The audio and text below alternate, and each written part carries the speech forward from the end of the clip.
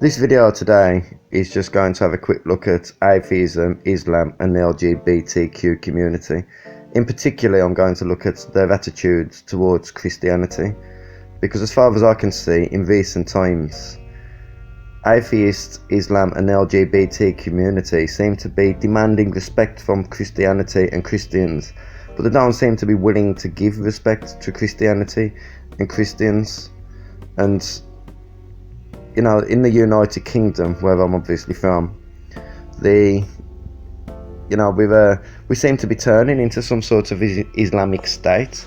I mean, I was watching earlier today a man that was at work eating his dinner during break time, obviously, but it was also during Ramadan, and he was surrounded by Muslims that was harassing him because he was eating, because they was fasting at the time and they couldn't eat. And in the end, he actually stopped eating and he actually submitted to what they was demanding. But why should that be the case? If anything, it should be the opposite way round, because Britain is not yet an Islamic country, even though we do seem to be moving that way. And as for the LGBT community and atheists, they always seem to come out with the same weak arguments against Christianity, and to be honest, they've done nothing but push me towards Christianity in recent times. And I'll give you some examples of this. One of the biggest claims of atheists is that the Bible was written by men, and therefore the Bible is not actually a reliable source of anything because it was just written by men. But the only trouble with that argument is every single book that has ever been written has been written by men, and including, but not exclusive to, education books and science books. So why do you choose to believe books that are in the education system and science books, despite the fact they're written by men, but you can't accept the Bible, despite the fact that that is also written by men? Why is it so silly for people to believe a book that is written by men when every single book in the world that has ever been written has actually been written by men anyway? I mean, to me, it's such of a weak argument. Unless you're going to say that you don't believe any science books or anything that has ever been written, then realistically, what's the difference? I mean, I really can't see one. But yet that is a very common argument against Christianity. But another common argument against Christianity is that Christians force their beliefs on other people. And to me, again, that is wrong, especially now. I mean, you could have maybe argued that 100 years ago or 150 years ago, where the Catholic Church was, maybe brainwashing people. Not that I even class, the Catholic religion as a Christian religion anyway. I think it goes deeper than that. I mean, obviously, we all know that the Catholic religion was set up by pagans and celebrates pagan holidays and everything like that. But also, the Catholic people still believe that Jesus died for our sins, and I don't think that God expects us to understand or know the answers to everything. I think He just expects us to accept Jesus as the Saviour and, live our lives in the best way that we can possibly live our lives. But apparently we as Christians force our beliefs on other people. But again, like I say, I don't believe that is the case. I mean, I look at the education system in the United Kingdom, and the education system in the United Kingdom has Catholic schools, it has non-religious schools, it has Church of England schools, there's even Islamic schools and everything in Britain now. So you can choose what kind of school that you want to take your child to. If you don't want your child to be taught about Christianity, then obviously you can choose a non-religious school. But you've got to beware that these non-religious schools might not be pushing Christianity onto children, but they are pushing LGBTQ beliefs onto children, as are the mainstream media, the BBC and Netflix and all that nonsense as well. They're all doing the same thing. They're passing the LGBTQ community's beliefs onto children, and they're even in some schools in the United Kingdom now, even non-religious schools, are actually teaching children to pray in an Islamic fashion. And I know they are, because I've actually spoke to people whose children have been forced to do that, and actually even my children was forced to do that in school, which caused outrage by many of the local parents at the time, and rightly so. This is not an Islamic country, and no religion or no ideology should be forced onto people. God given us free will for a reason, and to me, I just think that they kind of argue against themselves sometimes, or they accuse Christians of doing exactly what they're doing. I would honestly say that LGBTQ beliefs are being pushed on people much more than Christian beliefs at the moment in this world, and there's plenty of examples of that. I mean, my son is obviously a big football fan, and because he's a football fan, sometimes I'll watch the football with him, and there's rainbows all over the place. There's not crosses or there's not crosses all over the place or anything of the sort. It's rainbows all over the place. And some Christian football players, well, one Christian football player in particular, refused to wear a rainbow armband. Now, this football player is anonymous, according to the media, won't release his name, and rightly so, but they really wanted to, but obviously legally they can't. But this football player was told to wear the rainbow armband, and he refused to wear the rainbow armband, and this journalist then come out and accused this football player of being a hypocrite. He said that this football player's religious beliefs won't allow him to wear the rainbow armband, but they do allow him to cheat on his wife. And to me, that's just like personal, sort of a personal attack. Nobody's saying that just because you're Christian or just because you believe in Jesus, that makes you better than anybody that doesn't. You know what I mean? We're all susceptible to sin, whether we believe in Jesus, God, or Allah, or whatever you believe in. Everybody's susceptible to sin. So at the end of the day, the argument is weak. If he doesn't want to wear a rainbow armband, which is a political statement, really not that much different to wearing a swastika, then why should he be forced to do that? Because it's a political ideology that is being forced onto people. If he doesn't want to take part in that, then that is surely his freedom. That should be his choice. And he's got freedom of thought, he's got freedom to choose his own actions.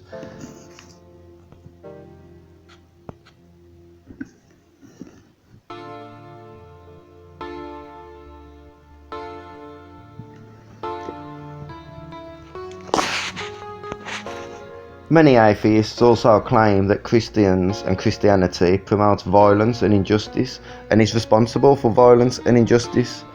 And obviously there has been wars fought between Muslims and Christians in the past that have led to violence, but you can't just blame Christians for fighting a war. I mean, the Crusades actually began, according to historians, due to the Islamic oppression of Christian countries. So really it was just Christians fighting back and winning the war. So you can't criticise somebody for winning a war. War is obviously wrong, and there should be better ways of sorting our differences out than killing each other. But sometimes, unfortunately, that is what it comes to. And even as a Christian, if somebody is attacking you and it's your life or theirs, your survival instinct is going to kick in. Now, whether you're a Christian or an atheist or whatever you are, your survival instinct is going to kick in, and you are going to fight back. And if you kill to stop yourself from being killed, then that is part of war, unfortunately. And unfortunately, wars are fought way too often. But the LGBTQ community, or at least a lot of the woke brigade, what I like to call the woke brigade, like the people who go around like them morally superior to everybody else because they're woke. They're very tolerant of Islam, despite the fact that Islam is not very tolerant of them, nor anything else actually. Christians are tolerant of the LGBTQ community as a whole. They might say things that irritate the LGBTQ community, but they don't physically attack them. Or at least I haven't heard of Christians going around deliberately targeting and attacking the LGBTQ community. But what does,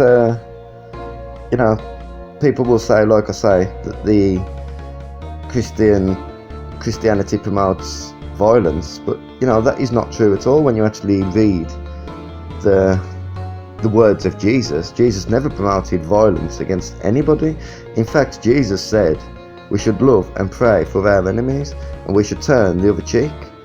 What does Islam say about people that don't believe? Well, according to the Surah chapter 2 verse 191, it says, and kill them, the disbelievers, wherever you find them.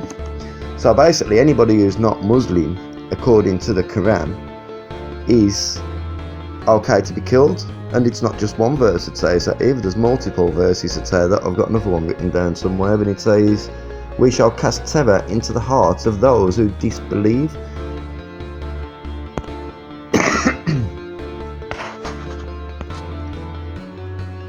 So what do the woke think about that? Do the woke think that we should tolerate the intolerance? Because that is unfortunately the way that we're going. We are beginning to tolerate the intolerance. And Christians are accused of being intolerant, whereas Christians believe and preach in forgiveness and praying for your enemies, whereas Muslims believe in killing your enemies, and they are supposed to be tolerated. But the LGBTQ community obviously mustn't have read the Quran, because the Quran is much more strict when it comes to rules against homosexuals and homosexuality than the Bible. The Bible might condemn it, but the Bible also gives people that second chance. The Quran doesn't give people that second chance. The Quran says that anybody that is a disbeliever should be killed, so they're not even given time to ever actually see the truth, to see, to recognise what is real and what isn't. And so realistically, to me, it seems that Islam is much more intolerant than Christianity, and it's also much more tolerated than Christianity, because Christianity at the moment is constantly under attack. I mean, you've got sick people in Netflix that a few years ago made a TV series called The First Temptation of Christ, in which Jesus was portrayed as a homosexual. Now the only trouble is with this, I wouldn't usually have a problem with this, because I don't believe in blasphemy laws, unlike the Muslim MP that recently asked Keir Starmer about blasphemy laws. The MP's name was Tahir Ali. He called for blasphemy laws in the UK, which Keir Starmer refused to rule out at the time. But the way I look at it is,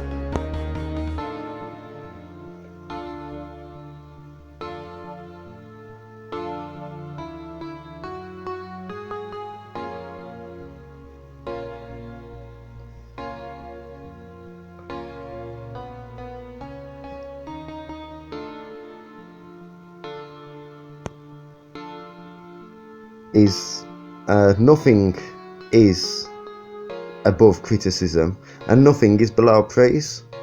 So at the end of the day, in my opinion, you should be able to speak freely based on what you see or what you read. And if people don't like it, then I hate to say it, but that's hard luck. You know what I mean? It's like, well, you don't have to like what I believe, and I don't have to like what you believe. But in this country at the moment, we're being forced to respect ideologies and political movements that most people do not subscribe to. And like I say, Jesus is portrayed as an homosexual on a Netflix television show, but they wouldn't even dare show Muhammad's face. Netflix wouldn't, on any TV show. But they'll mock Jesus and they'll mock God, but they will not mock Muhammad. Now what does that tell you? That tells you that them scared of Islam, because Islam is violent. Christians are not violent, Christianity is not violent, and therefore they don't mind attacking Christians and Christianity. So the only way that we can actually fight, the only way that we can ever get to the truth and fight for the truth, is by allowing people to speak freely. If you start oppressing freedom of speech and saying, well, you can't say this because it upsets them and you can't say that because it upsets that group of people, then realistically what you're going to end up with is a world where you can't say anything, which is exactly where we're going to at the moment. It's like it's a plan. They want us to be arguing about this sort of stuff. They want people to turn on Christianity so they can push these new ideologies onto people. The only trouble is that Christianity is morally opposed to these ideologies. And another argument against Christianity, one that all atheists say all the time, is that Jesus is just a myth. He's not a living person. And this argument is similar to the, I don't believe it because men writ it sort of thing. It's like, well, if Jesus is just a myth, then how come he's one of the most documented people of all time, probably the most documented from that time period, is involved in Christian and non-Christian sources and multiple eyewitness accounts, including people that didn't like and was against Christianity. So how can you say that Jesus was a myth and the history books are lying unless you're going to apply that to everybody in history? Then to me, again, that is a weak argument. So if you don't believe in Jesus, why do you believe in Julius Caesar? Why do you believe in Alexander the Great? Why do you believe in any historical figure? Because Jesus has got more written about him than any of them from multiple sources, and I'll give you some example of sources now. There's a lost writing of a Roman called Phallus, and he was the writing has been lost what he actually said, but years later a Roman called Julius Africanus was attempting to explain some of Phallus's writings that he actually writ about Jesus, and one of the writings that he writ was that when Jesus was crucified, a darkness occurred during the crucifixion and an earthquake. A darkness and an earthquake occurred during the crucifixion. So, there is outside Christian sources of Jesus Christ, and then there's other ones as well.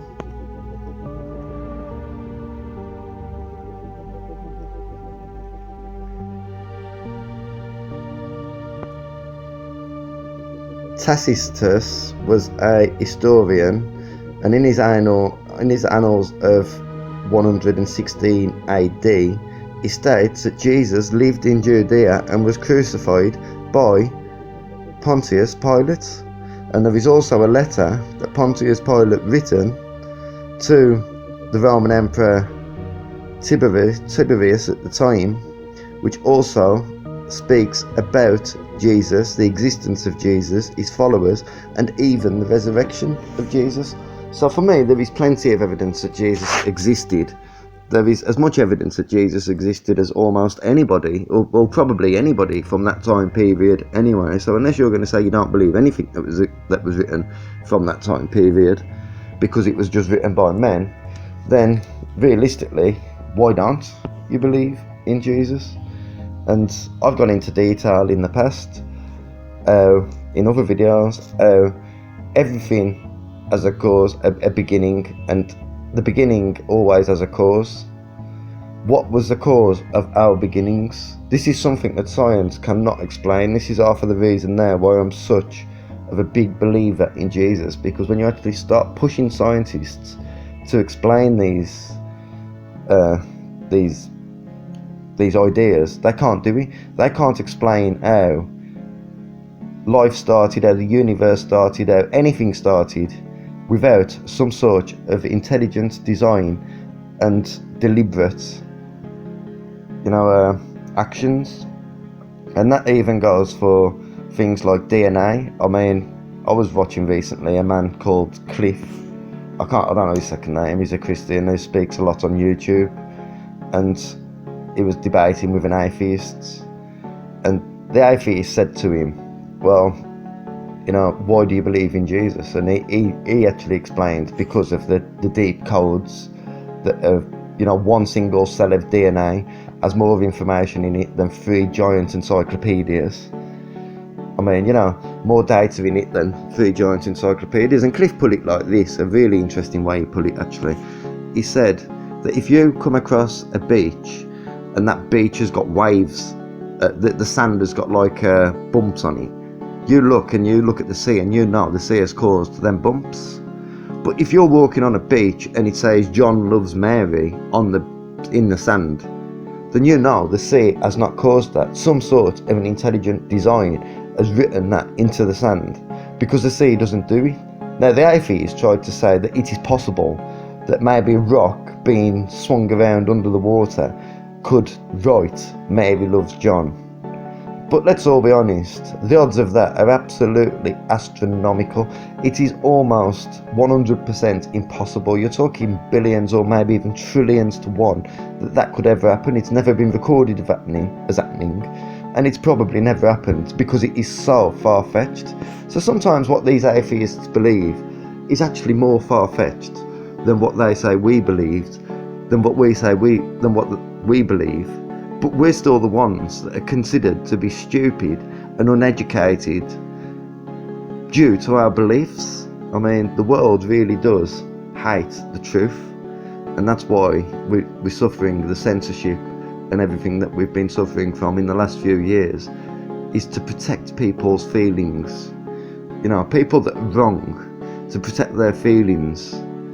And to me, it's pathetic and it's weak, and we're creating pathetic and weak men and people because of it. And this generation of people are the most pathetic and weak group of people that I think I've ever seen out of anybody. And that's not me trying to be insulting, that's just me saying the way that I see them. They are weak. But the Bible preaches that you don't get forgiveness without giving forgiveness.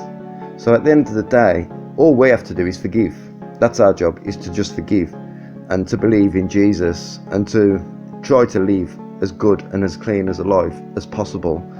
None of us have done that. We're all sinners. I'm not better than a Muslim person because of that Muslim person's beliefs. I've got nothing but respect for so many Muslim people, because I always look at it like this. Muslim people are more like us than some of our own people in this country at the moment, especially when it comes to LGBTQ community and that, because at least, the religion might be corrupt, but the people are looking for God. They might not be finding God, but one day they might, and many Muslims, especially in Iraq and Iran at the moment, are turning to Christianity. And to be honest, that's a good thing, and let's just pray that happens more. And the Chinese are also turning to Christianity now, and it's being oppressed around the world. That as Britain becomes less Christian, the rest of the world is becoming more Christian. So Christianity will never die. At the end of the day, we'll be persecuted, we'll be attacked, we're already attacked, and some Christians are already persecuted. But we'll always be there, and they'll never stop us because God is on our side. Thanks for watching anyway. I am out. Thank you.